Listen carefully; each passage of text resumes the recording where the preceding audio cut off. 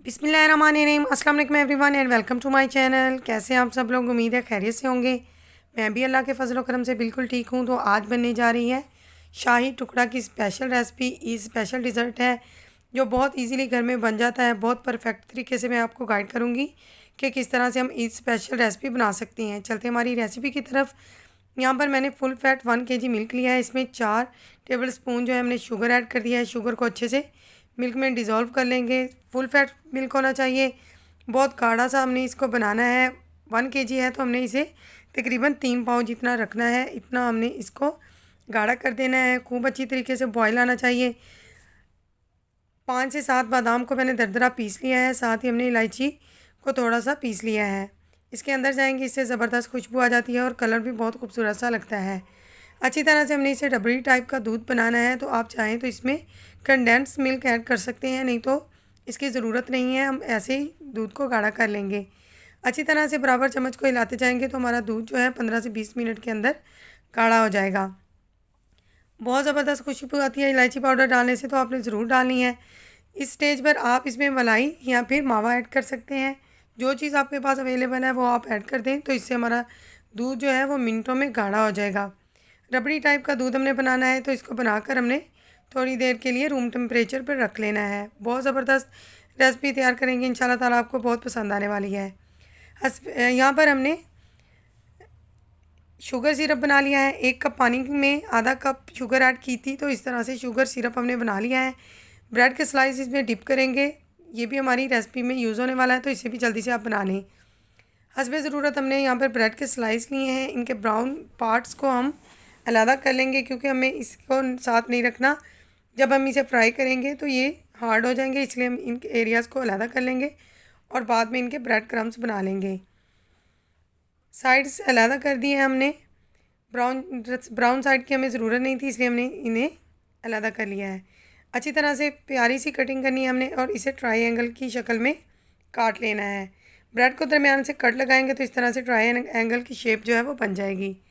अब हमने इसे डीप फ्राई करना है।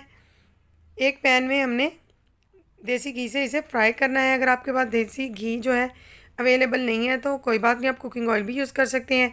देसी घी से खुशबू जो है वो बहुत ही ज़बरदस्त आती है, इसलिए मैंने देसी घी जो है वो ही यूज़ किया है। 4 पीस डालेंगे और इसी तरह से हम इसे डार्क ब्राउन कर लेंगे। बहुत क्रंची से बनाना है हमने डबल रोटी के पीस को। बहुत ज़बरदस्त, बहुत ही यूनिक रेसिपी, आप ज़रूर ट्राई कीजिएगा। बहुत सिंपल है, मिनटों में बन जाती है। ईद पर ज़रूर ट्राई कीजिएगा। अपना फ़ीडबैक मुझसे ज़रूर शेयर कीजिएगा कि मेरी बताई हुई रेसिपी आपको कैसी लगी। देखिए इस तरह से जब हो जाएगा कलर तो हम इसे बारी बारी निकालते जाएंगे।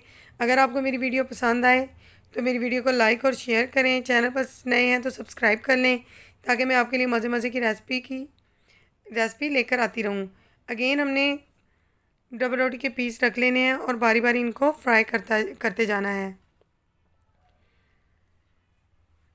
डीप ब्राउन कर लें या लाइट ब्राउन कर लें, ये आपकी मर्ज़ी है। मैं तो इन्हें ब्राउन ही करूँगी, तो बहुत ज़बरदस्त कलर आएगा इंशाल्लाह ताला। बहुत यूनिक है, बहुत सिंपल रेसिपी है, ईद के लिए स्पेशल रेसिपी है। परफेक्ट तरीके से मैंने आपको गाइड कर दिया है कि किस तरह से हम इसे बनाएंगे।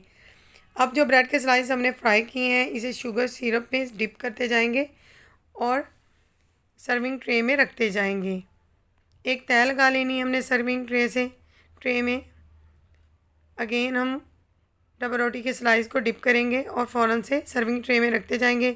इन्हें हमें ज़्यादा देर तक डिप नहीं करना है। डिप करके हमें नहीं छोड़ना, फ़ौरन से हमने इसे निकाल लेना है। शुगर सिरप बनाने का भी मैंने आपको तरीका बता दिया है, तो इस तरह से आप शुगर सिरप बना लीजिएगा। डबल रोटी को डिप करना है हमने, ताकि इसमें मिठास आ जाए। अगर आप चाहें तो आप डबल रोटी जो है वो बड़े साइज़ की भी ले सकते हैं। मैंने नॉर्मल साइज़ की ली है। एक तह लगा ली है हमने डबल रोटी के स्लाइस की। अब हम इसके ऊपर गाढ़ा दूध जो है वो पोर कर देंगे। रूम टेम्परेचर पे अभी हमारा दूध, तो हम इसे बाद में यक ठंडा कर लेंगे। थोड़ी सी नारियल भी मैंने काट कर इस पर शामिल कर दिया। आप चाहें तो डाल लें, वरना आप इसे स्किप कर सकते हैं। दूध पोर कर दिया है हमने इसके ऊपर। अब इसे यक ठंडा होने के लिए रख देंगे और आपको दिखाएंगे कि किस तरह से हमारा दूध जो है वो गाढ़ा हुआ है। थोड़ा सा गार्निश किया है मैंने पिस्ता और बादाम से, इससे ज़रा खूबसूरती आ जाती है। अब हम इसे ठंडा होने के लिए रख देंगे। ठंडा हो गया हमारा डिज़र्ट, तो हम इसे चम्मच की मदद से आपको दिखा देते हैं कि किस कदर ये गाढ़ा हो गया है। अगर आपको मेरी रेसिपी पसंद आई तो जल्दी से रेसिपी को लाइक कर दें। मिलते हैं इंशाल्लाह ताला किसी अच्छी सी रेसिपी के साथ। दुआओं में मुझे याद रखिएगा। अल्लाह हाफ़िज़।